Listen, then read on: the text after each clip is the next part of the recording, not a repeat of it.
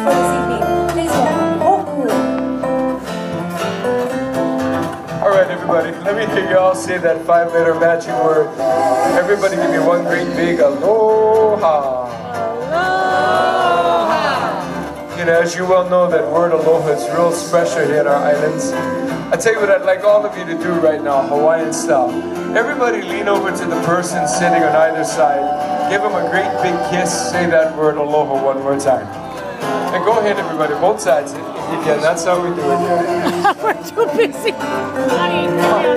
Spread that aloha. I tell you what, I'd like to see a show of hands right now. How many of you here first time to the islands of Hawaii? Hands up high.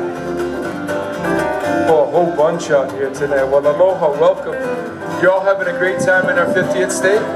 Yes. Fantastic. We hope you come back again and again. How about second-time visitors? Welcome back. Third time. I would say 4 times for me. Yep, still more hands. Anybody here 4 times or more? Everybody take a look around now. These are all the rich ones in the house. Yeah! Well, I think that show of hands just proves that there's no place like Hawaii. And I'm going to ask for your help right now. Whenever we get to the part of the song that says there's no place like Hawaii, I'd like everyone to lift up their glasses, toast to a wonderful evening here in paradise. Then I'd like all of you to sing along with me. There's no place like Hawaii. So is everybody ready out here?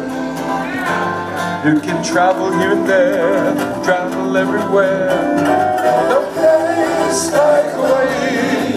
It has everything and more than you've ever seen before. No place like Hawaii. Oh, you can't tell December from June. What spot to spend our honeymoon?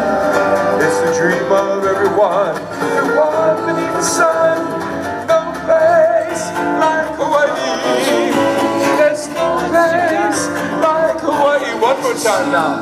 No place like Hawaii.